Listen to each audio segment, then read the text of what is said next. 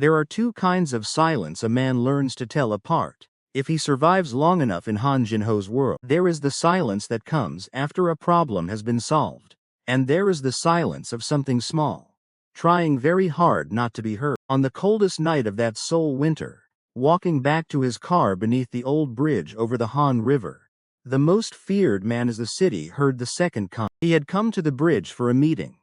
A supplier had grown a conscience at an expensive moment, and the meeting had ended the way such meetings usually ended when Han Jinho was involved, quietly, and with a finality that required no follow-up. He was thinking about none of that as he walked back.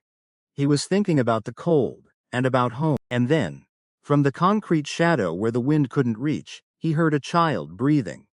She was maybe 9 years old, folded into the dark with her arms wrapped around a much smaller boy.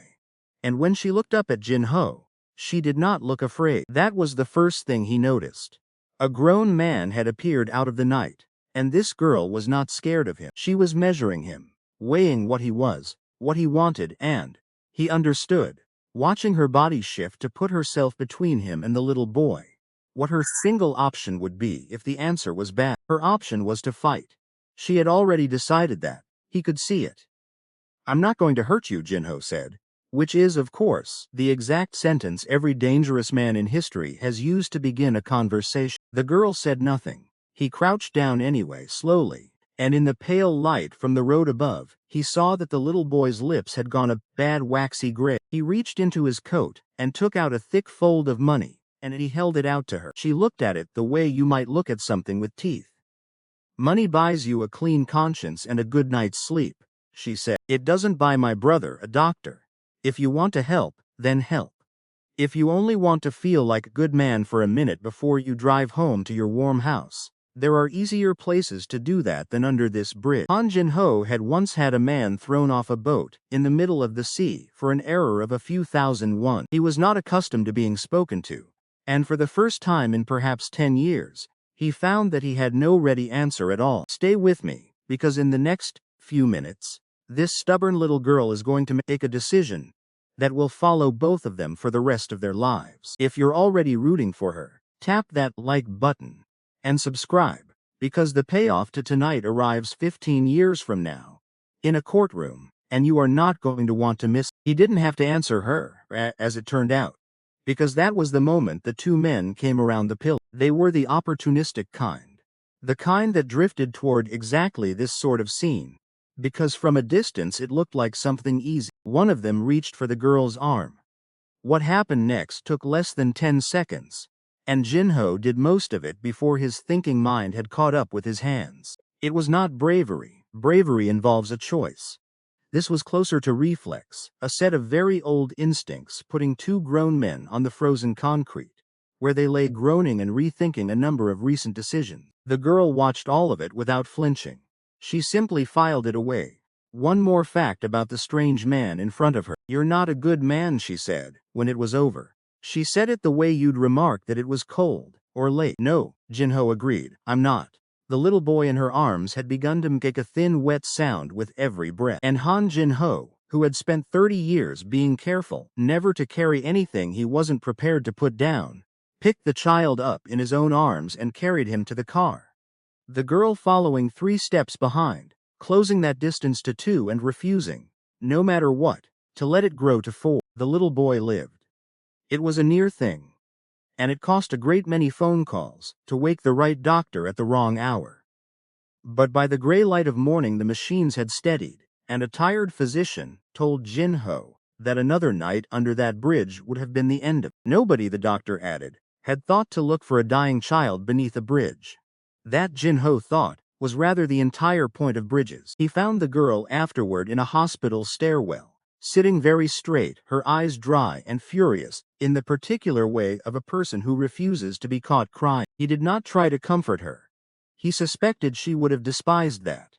Instead, he offered her the only thing he knew how to offer, which was a decision. "You and your brother are coming home with me," he said. "I'm not a charity case," the girl said. "No," Jinho agreed. "Charity is soft. Charity is for people who need to feel better about themselves." He looked at her steadily. "This is a debt I am choosing to owe. I don't owe many people, You can ask anyone in this city. For the first time, something crossed her face that was almost not quite a smile. That, she said, is the first honest thing you've said all night. Her name, she told him in the car, was Zola. His men, when they heard, assumed a stroke or blackmail or poison. Not one of them guessed the truth. That somewhere under a bridge, in the middle of making a man disappear, Han Jin-ho had picked up something he had absolutely no idea how to survive. A daughter. One who would spend the next several years informing him, in steadily more sophisticated language, that everything he had built wrong. Zola's first year in the Han house was not so much an adoption as a long, quiet standoff. The house was built to intimidate, marble polished to a hostile shine. Paintings on the walls, worth more than the neighborhoods she'd grown up sleeping in.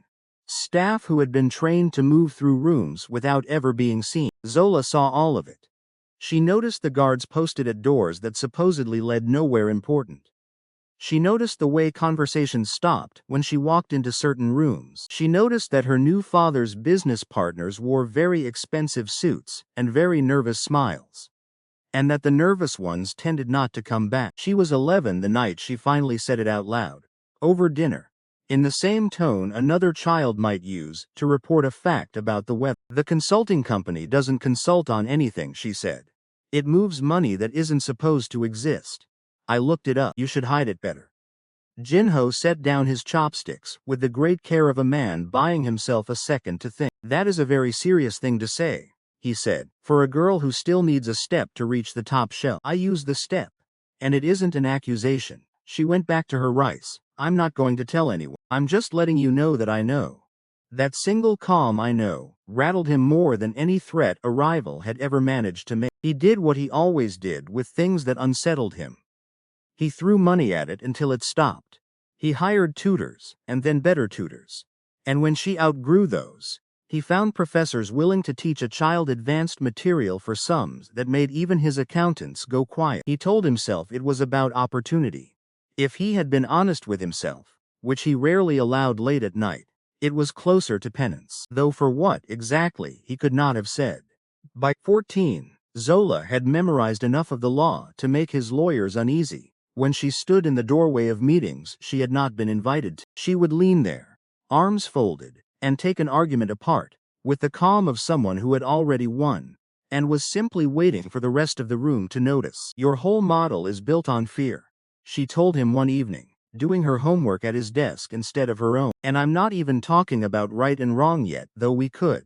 I'm talking about strategy. Fear only works until the day it stops, and it always stops. Empires built on it fall the moment people aren't afraid anymore. You'd know that if you read your history proper. I have read history, Jin-ho said. It's exactly why I run things the way I do. Then you read it wrong. He should have been furious. Any man who worked for him would have paid dearly for a fraction of this. And I found himself swallowing something that felt dangerously like pride.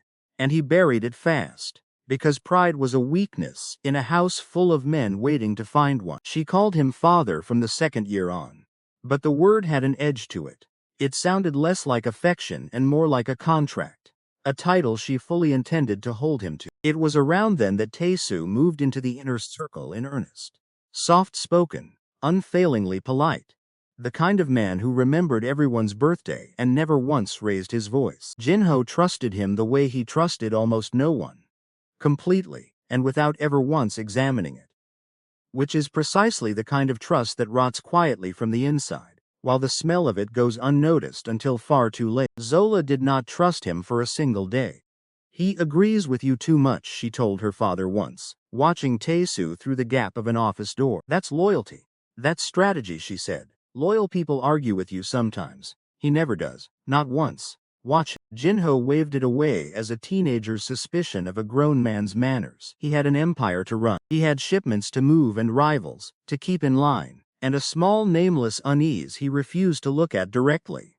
Every time Tae-soo smiled just a little too warmly at exactly the right moment, and somewhere in the machinery of that empire, patiently, over years and not weeks, Tae-soo had quietly begun to move money through companies with names so boring that no one ever thought to ask a question. Every path he built curved slowly, deliberately, toward a single destination. Jinho's name. Zola finished her studies at 17, with a record that could have opened the door to any university on earth, and then she made a request that unsettled her father more than any threat ever had. "I want to study abroad," she said. "Somewhere far. Somewhere with real courts and real law. Not the kind you can buy." He should have refused. He should have kept her close, kept her where he could see her, kept her safe. Instead, for reasons he would not fully understand for another 15 years. A courtroom full of cameras, he said yes. Zola left 3 weeks after her 18th birthday, carrying 2 suitcases, and a silence that Jinho mistook at the time for a girl who was simply relieved to finally put an ocean between herself and everything she'd grown up watching. He was wrong about that. He would not learn how wrong for a very long time. What reached him after that came only in fragments. A law degree. A name that slowly stopped appearing on any list he had the reach to check. Silence where her updates used to be. He told himself she was building a life. He told himself that was exactly what he had wanted for her. Back in Seoul, the empire had developed a slow leak that no one could find. It began as almost nothing, a shipping record that didn't quite add up, waved off as a clerk's mistake. Then a partner who had always been reliable, suddenly not answering his phone. Then an audit, requested quietly by a rival who smelled weakness, that turned up financial trails so specific, so perfectly documented, that they could only have been laid by someone who understood the business from the inside. Jinho brought the problem to the one man he trusted enough to fix it. "Someone's been careless," Tae-soo said, reading the documents, with the calm, unhurried concern of a doctor, delivering results he already knew. "Leave it with me. You have enough to carry." Jinho believed him. That was the whole tragedy of a trust that had never once been inspected. It worked exactly as well as the man exploiting it needed it to. Over the next 2 years, the leak became a flood. Shell companies surfaced in filings, each one traced, eventually and inevitably, back to accounts that carried Jinho's signature. A signature Tae-soo had spent a decade quietly learning to forge, with the patience of a man who had always known the day would come when he'd need. Captains who would once have taken a bullet for their boss began finding reasons not to meet his eyes in the hall. Fear, which had been Jinho's greatest weapon for 30 years, had turned around and pointed itself at him. Because fear cannot tell the difference between a boss laying siege and a boss under one. And somewhere in the middle of all of it, Zola stopped answering entirely. No call, no message, just an absence that grew wider by degrees, until it felt permanent. The tabloids filled the silence the way they always do. Even the daughter he bought couldn't stomach him, ran one headline, besides photograph of Jinho, looking a decade older than he was, cast as exactly the villain the story needed. His men expected him to hunt her down. He had crossed oceans over lesser insults. Surely he would move the earth for a daughter who had vanished without a word. He didn't move at all. "She has the right to leave without being chased," he told the one man brave enough to ask. It was not surrender. It was the closest thing to respect he knew how to give. The very same respect she had demanded of him under a bridge, 15 years before, when a starving child had refused his money and told him, instead, exactly what she needed. What none of them knew, what would not surface until a courtroom in Seoul, filled with cameras and prosecutors already tasting their victory, was that Zola had not run from her father's world at all. She had gone to learn a language sharp enough to take it apart. Every silent year, every unanswered call, all of it spent in law libraries and courtrooms, learning the one kind of weapon that could survive what was coming. She had found the first shell company, 2 years into her disappearance, buried in a filing she'd pulled out of an old childhood habit.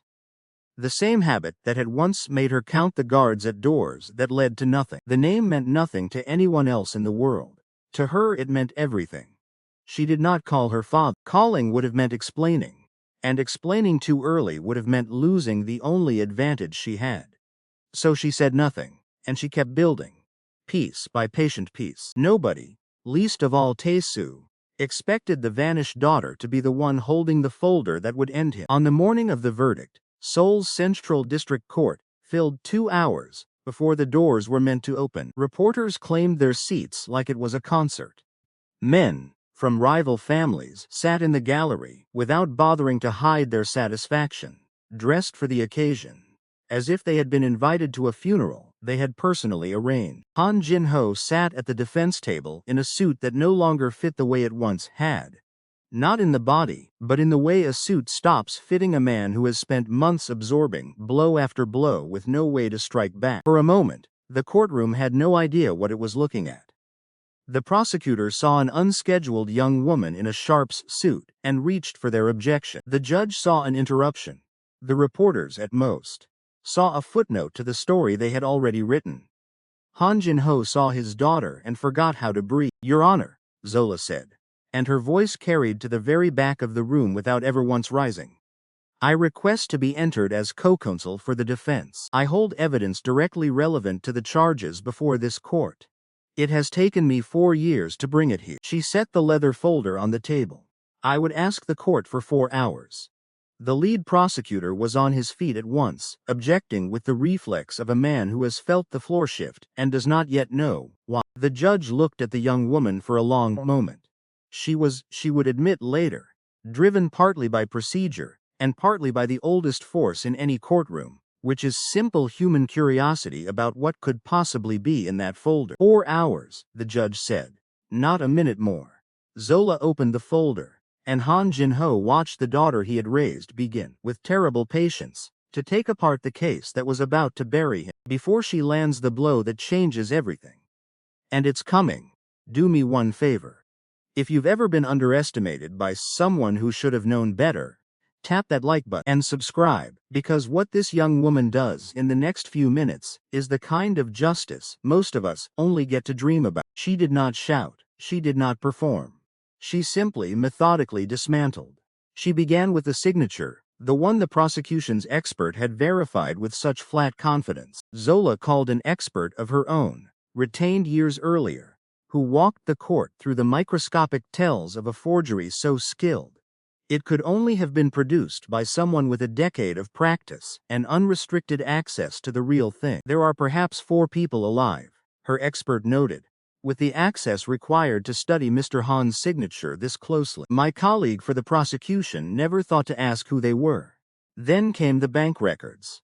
Accounts across 4 countries, pulled through channels the prosecution had never imagined needed closing, because they had never imagined anyone would look. Each shell company, each laundered path, traced back not to the sprawling web the prosecution had painted, but to a single patient point of origin. And through all of it, seated in the gallery as a witness for the prosecution, Tae-soo watched his own architecture come down around him in real time. He kept his face perfectly still. He had spent 30 years perfecting exactly that stillness. It was the very skill that had made him so useful, so trusted, so invisible. The soft-spoken man who never raised his voice and never gave anyone a reason to look at him twice. Zola looked at him twice.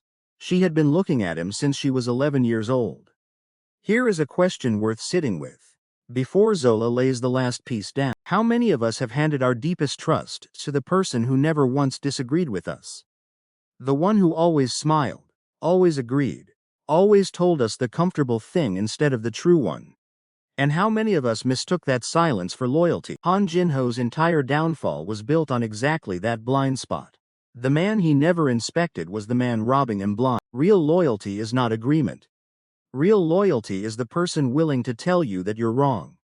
If you believe that, if you've ever been the one telling someone a hard truth they didn't want to hear, leave a comment and let me know. And subscribe, because it is only ever the Tius of the world who are afraid of people who ask questions. The prosecutor, feeling the ground move beneath a case he had been certain of an hour earlier, requested a recess. The judge denied it. "We finished today," she said, and something in her voice suggested she had realized this room had become far more interesting than anyone had prepared it to be. Zola turned the folder to a single page and set it down where the cameras could see it. A wire transfer, dated 2 full years before the very first forged manifest had ever surfaced, sent from an account bearing Tae-soo's real name, to a shell company he had been certain no one would ever trace back that far. "This is where it begins," Zola said, calm enough that it landed like a verdict already read. "2 years before my father's supposed crimes even started. Not with him." She let the silence stretch. With him. She did not point, she did not need to. Every eye in the room had already found Tae-soo in the gallery. And for the first time, in 30 years of practiced pleasantness, the mildest man in the room showed the court something no one had ever seen on his face before: pure, unfiltered panic. "That document is a fabrication," Tae-soo said, rising before his own attorney could stop him. "Like this entire performance. It is notarized in 3 jurisdictions," Zola replied, without raising her voice, which somehow made it land harder than a shout ever could. "Would you like to explain to the court why your signature sits on a shell company account? 2 full years before the crimes my father is accused of even began." The gallery, which had arrived expecting a formality and a foregone conclusion, had gone utterly silent. The specific silence of several hundred people, realizing at once that they were watching something that would run on every news channel in the country by nightfall. The judge called for order. Tae-soo did not sit down. "You have no idea what you've done," he said. And for the first time the soft-spoken mask fell away completely, and what was underneath it was cold, and had, it turned out, been there the entire time, patiently waiting for a moment that had finally, catastrophically arrived. "You think you've saved him? You've just painted a target on both your backs." And then, the moment that would be replayed for weeks, Tae-soo lunged toward the bailiff's station, his hand closing on a weapon he had no right to touch. 30 years of composure detonating in front of live cameras. Han Jin-ho moved before his conscious mind caught up with his body. He was half out of his chair, every old instinct in him already reaching for the only solution he had ever trusted: to end the threat permanently. With the calm efficiency of a man who had made that exact decision 100 times before. And Zola stepped in front of him. Not toward Tae-soo, toward her father, her hand flat against his chest. "Not like this," she said, steady in a way that told him she had imagined this exact moment more times than she would ever admit. "Not anymore." The bailiffs had Tae-soo on the ground within seconds.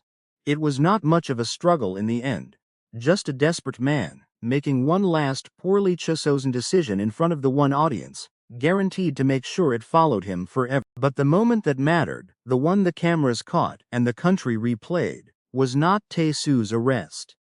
It was Han Jin-ho, hands still half raised toward a threat he would have erased, without a flicker of hesitation a year earlier, lowering them. Not because he had been stopped, because his daughter had asked him to.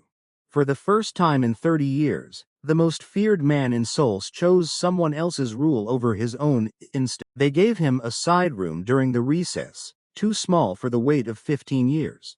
Neither of them had said out loud. "You built all of this," Jin-ho said.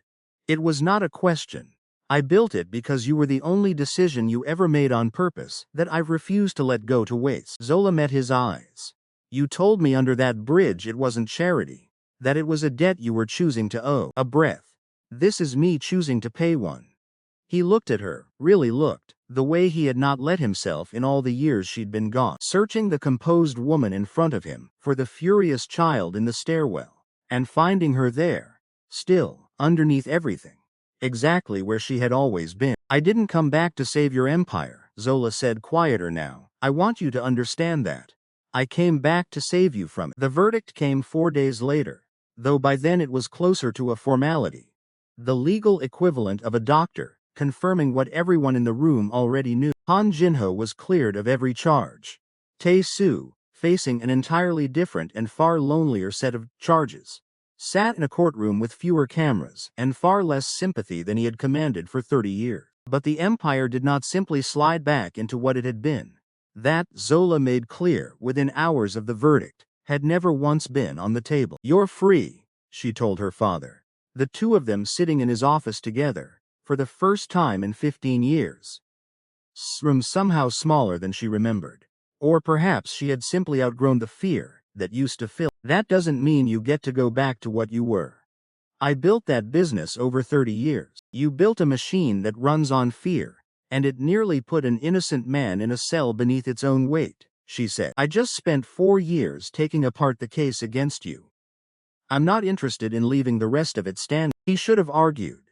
Every instinct that had kept him alive and wealthy for 3 decades told him to argue. Instead, he did the thing he had done perhaps twice before in his adult life.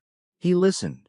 He actually listened to someone telling him he was wrong. The change came in pieces, each one smaller and more ordinary than the courtroom drama that had preceded it, which is, in the end, how real change always happens. Not in one cinematic gesture, but in 100 quiet decisions no one outside the family ever sees. Shipping routes that had once moved things no one wanted traced were slowly turned into legitimate logistics contracts. Front companies that had spent years as laundering disguises became, awkwardly at first, and then with something like real purpose, actual businesses. Employing people who had no idea the paychecks they relied on had once existed only as camouflage. The captains who had avoided Jinho's eyes in the hallways during the trial faced a different kind of test now. Whether they could survive in an organization that no longer ran on fear. Some couldn't. They left, or were helped to leave, with severance generous enough to buy their silence, without the threats that would once have come attached. The ones who stayed discovered, some of them visibly uncomfortable, that loyalty built on respect took far more effort than loyalty built on fear, and produced, against every instinct Jinho had spent decades trusting, considerably better results. Zola took no role in the new organization. She insisted on that with the same stubbornness she had once used to refuse a fold of cash beneath a bridge. "This isn't mine to run," she told him. "It's yours to fix. I'll help you build the structure. I won't be the one holding it up." What she took instead was the foundation. The trust funded by the Empire's slow, deliberate turn toward the legitimate, and she poured it into shelters and legal aid clinics across Seoul, all of it built without the Han name attached to a single door or program. "People should trust the work," she said, when a reporter asked her why. "Not the name that paid for it." Winter came back to Seoul the way it always did, without apology, cracking the concrete, testing every coat in the city exactly as it had 15 years before. The old bridge over the Han River looked the same as it always had. Gray, unremarkable. The kind of place a whole city walks past without a second glance. Which was, of course, precisely why it had once hidden a girl and her brother so completely from everyone who should have found them sooner. Han Jinho stood beneath it now, older. Coat collar raised against a wind that felt less like an enemy than it once had. Or perhaps he had simply stopped needing it to be one. Beside him, Zola set down a box of food, the way they had every winter since the trial. A small ritual that had started as her insistence, and become, over the years, something he genuinely looked forward to, rather than merely tolerate. "You didn't have to keep doing this," she said, watching him arrange the box with more care than the task strictly required. "Neither did you," he said. She smiled, that rare, unguarded thing that still caught him off guard after all these years. "I was wrong, you know," she said. "That first night, I told you that you weren't a good man." "You weren't wrong." "I was," she said. "I just hadn't seen the rest of the math yet." They stood in silence for a while, the kind of silence that had once been a battlefield between them, and had slowly, over 15 years, become something much closer to peace. "I used to think strength meant no one could ever challenge you," Jinho said, watching a group of children cross the bridge above them, oblivious to the two people standing in the cold beneath. "You taught me it means being challenged, and choosing to listen anyway." "I didn't teach you that," Zola said. "You taught yourself. I just kept showing up until you ran out of excuses not to." "Same time next winter?" she asked eventually. "Same time every winter," he said. "For as long as there's a bridge standing." They left the food where they always did, not as a symbol, not as penance for a past neither of them could undo, but as a simple practical answer to a simple practical need. The very same answer a 9-year-old girl had once demanded of him, under this same bridge, on the coldest night of his life. Because somewhere out there tonight, under another bridge, in another forgotten corner of the city, another child was cold. Another child was hungry. Another child was doing the same quiet, careful math Zola once had, deciding whether the stranger in front of them was a threat, or, against every reasonable expectation, a second chance. Compassion, it turned out, was never the soft, sentimental thing the world liked to mock. It was strategy. Patient, deliberate, compounding quietly over 15 years. One decision at a time, until a homeless girl, beneath a bridge, and the man who once terrified an entire city had built, together, something far stronger than fear, and far more lasting than forgiveness. It was, in the end, the only kind of empire that ever truly lasts. If Zola's story moved you, Leave a like and share it with someone who needs to hear that the person the world overlooks is very often the strongest one in the room. Subscribe, because next week another forgotten soul is about to remind the powerful exactly who they underestimated. Thank you for listening. I'll see you in the next story.